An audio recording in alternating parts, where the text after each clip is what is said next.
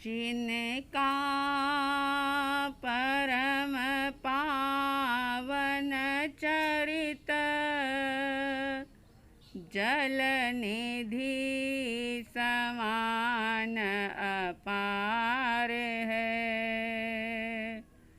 जिनके गुणों के कथन में गणधर न पावे पार है।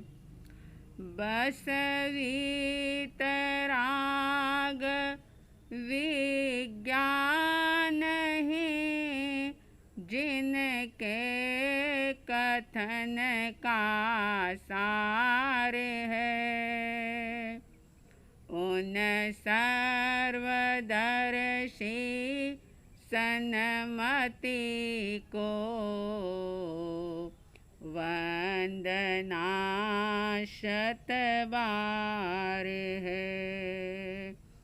उन सर्वदर्शी सन्मति को वंदना शतबार है। श्रद्धालु जिज्ञासु श्रोताओं, आत्मसिद्धि शास्त्र के अंतर्गत सतगुरु की अत्यंत करुणा से, निष्कारण करुणा से शिष्य का, मुमुक्षु आत्मा का किस प्रकार से उद्धार और कल्याण हो सकता है, सतगुरुदेव कैसे शुभ निमित्त के रूप में आकर के भाग्यशाली की जीवन नैया को पार लगाने में सहयोगी बन जाते हैं। अगर हमारे भीतर में जिज्ञासा है, सचमुच मुक्त होने की चाहत है, ललक है, स्व आत्मा का अनुभव करने का एक पुरुषार्थ है, प्रयास है, तो मैं ये समझती हूँ कि जहाँ प्यास है वहाँ पानी अवश्य मिलता है। जहाँ चाह होती है वहाँ राह अवश्य मिल जाती है, चाहे वो कितनी भी दुर्लभ से दुर्लभ क्यों ना हो। चाह अगर प्रबल है तो जीवन में राह किसी न किसी निमित्त से जरूर मिलती है। पिछली गाथाओं के माध्यम से आपने सुना कि जब साधक विचार करता है, चिंतन करता है, मनन और मंथन के द्वारा जब उसे स्व और पर का भेद होता है, आत्म अनुभूति होती है,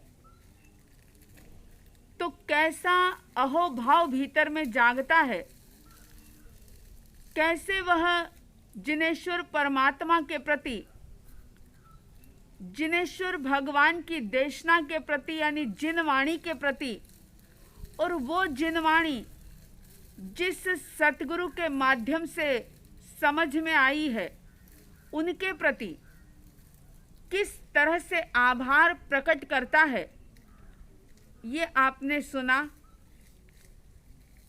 शिष्य अहोभाव से भरकर के इस प्रकार से अपने भाव प्रकट कर रहा है कि मैं आपका दास हूँ। अब ये शरीर और शरीर की क्रियाएं आपके अधीन होकर के यानी आपकी आज्ञा का आलंबन लेकर के ही व्यापार करेगी, चिंतन करेगी, आगे बढ़ेगी। शिष्य का रोम रोम अहोभाव से भरा हुआ है। इस प्रकार से 127 गाथाएं परिसंपन्न हुई थी। अब ये जो पिछली 3-4 गाथाएं हैं जिसमें परमात्मा के प्रति, उनकी वाणी के प्रति प्रत्यक्ष में मिले हुए निष्कारण करुणाशील निस्वार्थी, जिनके मन में किसी भी प्रकार का स्वार्थ नहीं है, ऐसे गुरु जिनके माध्यम से आत्मा की अनुभूति होती है, उनके प्रति कृतज्ञता का भाव ज्ञापित करते हुए और उसके साथ अपने भीतर का जो अनुभव हुआ है, जो एक अमृत का स्वाद चखने में आया है, उसकी अभिव्यक्ति कुछ इस प्रकार से साधक आत्माएं करती है। घट में हो गया अब उजियार, घट में हो गया अब उजियार, घट में हो गया अब उजियार, घट में हो गया अब उजियार। हे गुरुदेव, मेरे घट में, मेरे भीतर में अब ज्ञान का प्रकाश फैल गया है, उजाला हो गया है। जन्मों जन्म से जो अज्ञान की मिथ्यात्व की परतें चढ़ी हुई थी, बार बार ये सवाल पैदा हो रहा था कि कौन हूँ मैं, क्या है मेरी पहचान। मैं अज्ञान दशा के कारण से इंद्रियों को, शरीर को, पर पदार्थों को ही मेरा स्वरूप मान रहा था। लेकिन गुरुदेव ने आंखें खोल दी, इसलिए शिष्य नतमस्तक होकर के कहता है कि पहले क्या स्थिति थी और अब क्या स्थिति है। घट में हो गया अब उजियार, घट में हो गया अब उजियार, सोते उठते को हम सवाल था हर बार, सोते उठते को हम सवाल था हर बार। मैं तो जानू सोहम बजे सांस की तार, घट में हो गया अब उजियार, घट में हो गया अब उजियार। पहले उठते बैठते हर वक्त मन के अंदर ये सवाल पैदा होता था, कौन हूँ मैं, और मैं अपने इस देह को ही, अपने धन वैभव को ही मैं अपना परिचय मानता था। लेकिन अब क्या हुआ, तो कह रहे हैं कि मैं तो जानू सोहम, अब मैंने जान लिया है कि मैं वही शुद्ध आत्मा हूँ। जो स्वरूप सिद्धों का है वही मेरा है। बस अंतर इतना है कि उनकी वो अवस्था पर्याय के रूप में प्रकट हो गई, उनका वो शुद्धपना पर्याय के रूप में प्रकट हो गया, और मेरी पर्याय जो है वो अभी अशुद्ध है। मुझे पर्याय में, अवस्था में उस शुद्धि को प्रकट करना है। लेकिन बात समझ में आ गई, तत्व पूरा समझ में आ गया, पूरी श्रद्धा हो गई। इसलिए जब श्रद्धा हो जाती है, जब आस्था हो जाती है, अनुभव हो जाता है, तो क्या होता है, जो देखूं तो शुद्ध चेतना, नहीं रूप आकार, जो देखूं तो शुद्ध चेतना, नहीं रूप आकार, जो चाखूं तो अनुभव को रस, नीरस पास सब संसार, घट में हो गया अब उजियार, घट में हो गया अब उजियार, घट में हो गया अब उजियार, घट में हो गया अब उजियार। इस तरह से अपने भीतर की अनुभूति को शिष्य शब्दों में अभिव्यक्त कर रहे हैं और 127 गाथाएं परिसंपन्न होती है।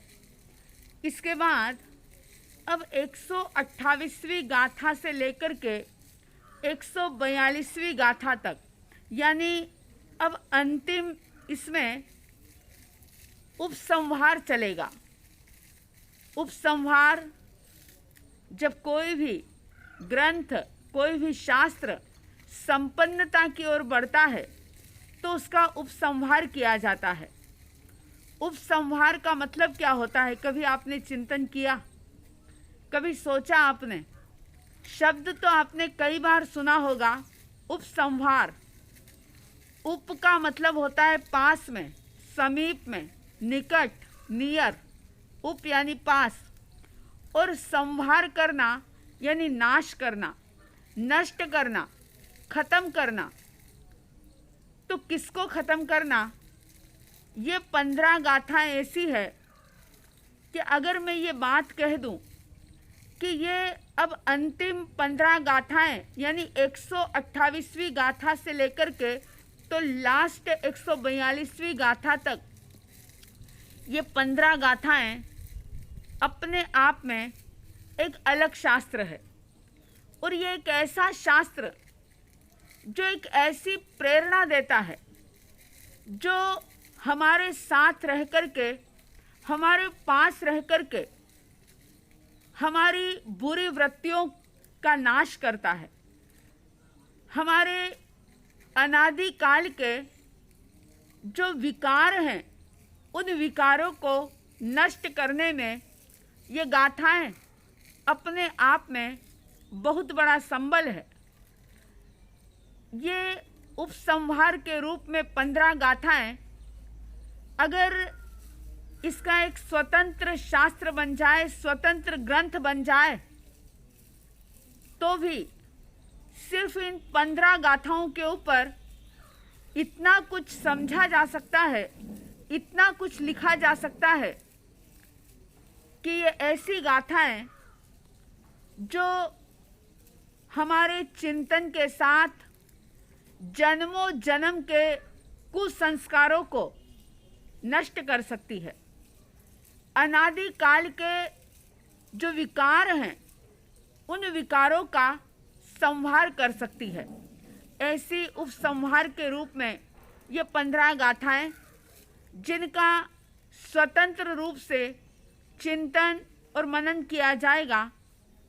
128वीं गाथा में श्रीमद जी ने कहा था, दर्शन शटे समाय छे, आशट स्थानक माही, विचारता विस्तार थी, संशय रहे न काई। षट दर्शन, दर्शन षटे समाय छे। पहले भी षट दर्शन की बात हुई थी। षट का मतलब होता है 6। विश्व के अंदर मुख्य रूप से 6 प्रकार के दर्शन प्रचलित है। जैन दर्शन, बौद्ध दर्शन, न्यायिक दर्शन, वैशेषिक दर्शन, चार्वाक दर्शन, मीमांसक दर्शन, ऐसे 6 दर्शन हैं।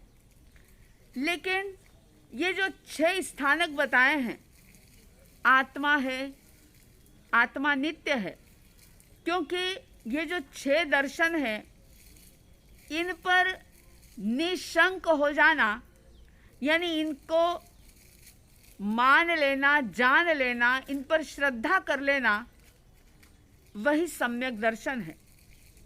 ये 6 स्थानक जो हमें निशंक बनाते हैं, यानी सम्यक दर्शन की उपलब्धि में ये सहायभूत है। और आप जानते हैं कि जहाँ सम्यक दर्शन की प्राप्ति हो जाती है, वहाँ पर किसी भी प्रकार की कोई शंका कुशंका मन में नहीं रहती। व्यक्ति, वो साधक निशंक हो जाता है। और जहाँ शंका चली गई, शक चला गया, संदेह चले गए, तो वहाँ पर भय चला गया। यानी जहाँ निशंकता आती है, वहाँ पर निर्भयता भी आ जाती है, भय दूर हो जाते हैं। तो श्रीमद जी इस 128वीं गाथा के अंदर कह रहे हैं कि ये जो 6 स्थानक है, आपको याद होंगे 6 स्थानक, आत्मा है, आत्मा नित्य है, आत्मा कर्ता है, आत्मा भोक्ता है, मोक्ष है और मोक्ष के उपाय हैं। ये 6 स्थानकों के अंदर 6 दर्शनों का समावेश हो जाता है। अगर हम स्याद्वाद शैली से देखें तो जैन दर्शन की विशेषता जो किसी भी दर्शन में नहीं पाई जाती, वो चीज़ जैन दर्शन में है। और वो ये है कि जैन दर्शन के अंदर स्याद्वाद अनेकांतवाद है। जहाँ स्याद्वाद है, अनेकांतवाद है, वहाँ उस दृष्टिकोण से 6 ही दर्शन को किसी न किसी दृष्टि से सही माना गया। वीतराग दर्शन, जैन दर्शन किसी भी अन्य दर्शन का विरोध नहीं करता, निषेध नहीं करता, खंडन नहीं करता, लेकिन स्याद्वाद शैली से वह इन 6 स्थानकों में 6 ही दर्शनों का समावेश कर लेता है, समझ लेता है। अगर एक एक एंगल से एक एक दर्शन को देखा जाए तो बहुत संभावना है कि वे दर्शन मिथ्याभासित होंगे। लेकिन अगर सर्वांग रूप से स्याद्वाद को साथ में रखकर, अनेकांत को साथ में रख कर के अगर उन 6 दर्शनों को देखा जाए तो वे मिथ्याभासित नहीं होंगे। इन 6 स्थानकों के अंदर उन 6 ही दर्शनों का समावेश हो जाएगा। इसलिए श्रीमद जी ने कहा, दर्शन शटे समाये छे आ षट स्थानक माई, यानी इस 6 स्थानकों के अंदर 6 दर्शनों का समावेश हो जाता है। और विचार था, विस्तार थी। अगर कोई साधक आत्माएं विस्तार से, गहराई से, डेप्थ में जाकर के अगर विचार करें, चिंतन करें, विचार का बड़ा महत्व है। और इसीलिए विचार की बात पहले भी आई थी कि कर विचार तो पाम, सुन तो लिया, पढ़ तो लिया, चाहे वो सुनना तीर्थंकर परमात्मा के माध्यम से हुआ हो, सौभाग्य से साक्षात तीर्थंकर परमात्मा मिल गए हो, उनके मुखारविंद से सुन लिया हो, लेकिन सुनने के बाद अगर विचार नहीं किया तो हम नवनीत को, उस अर्क को प्राप्त नहीं कर पाएंगे। इसलिए कह रहे हैं कि विचारता विस्तार थी। अगर गहराई से, विस्तार से विचार किया जाए तो संशय रहे न काई, किसी भी प्रकार का संशय, कोई संदेह, कोई शक नहीं रह सकता। क्योंकि जहाँ शक है, संदेह है, वहाँ सम्यक दर्शन नहीं है। और जहाँ सम्यक दर्शन नहीं, वहाँ पर धर्म की शुरुआत भी नहीं। सम्यक दर्शन का बड़ा महत्व है। तो इस 128वीं गाथा से उपसंहार कर रहे हैं और एक एक गाथा ऐसी बताएंगे उपसंहार के रूप में कि अगर एक गाथा के ऊपर भी विस्तार से विचार किया जाए, गहराई से विचार किया जाए और अनुभव रस का पान किया जाए, तो ऐसे में हमारे सारे विकार, जन्मों जन्म के कर्म भस्मीभूत हो जाएंगे, प्रहार होगा उनके ऊपर, और वे जो अनादि काल की यात्रा में जो काम नहीं हुआ, वो काम इन एक एक गाथाओं पर कुशलता के साथ, विस्तार के साथ, गहराई के साथ विचार करने पर वो कार्य हो जाएगा। लेकिन उसके लिए स्यादवाद को भी समझना होगा, अनेकांतवाद को भी साथ में रखना होगा, और षट दर्शन को भी जानना होगा कि कौन कौन से 6 दर्शन हैं, और इन 6 स्थानकों को भी बहुत अच्छे तरीके से समझना होगा। इनके साथ जो भी जिज्ञासाएं हैं उनको समाधान करके फिर अनुभव करना होगा, प्रैक्टिकल करना होगा। तो इस प्रकार से ये 128वीं गाथा परिसंपन्न होती है, जो हमें ये संदेश देती है कि जो भी सुनो, जो भी पढ़ो, उसके बाद चिंतन मनन भी करो और साथ में प्रैक्टिकल भी करो। थ्योरिकल ज्ञान कितना भी हो, लेकिन अगर प्रैक्टिकल नहीं है तो बिना प्रैक्टिकल के अध्यात्म जीवन के अंदर कभी भी प्रगति नहीं होती, भीतर का परिवर्तन नहीं होता। आप सबके भीतर में हर रोज अध्यात्म को साथ में रख कर के प्रैक्टिकल करने का भाव जागे। षट स्थानकों के साथ षट दर्शन को भी आप गहराई से समझें और अपनी अध्यात्म की यात्रा में निरंतर प्रगति करते रहें। ऐसी साध्वी द्वय की तरफ से हार्दिक हार्दिक शुभ मंगल कामनाओं के साथ जय प्रभु महावीर, जय गुरु आनंद।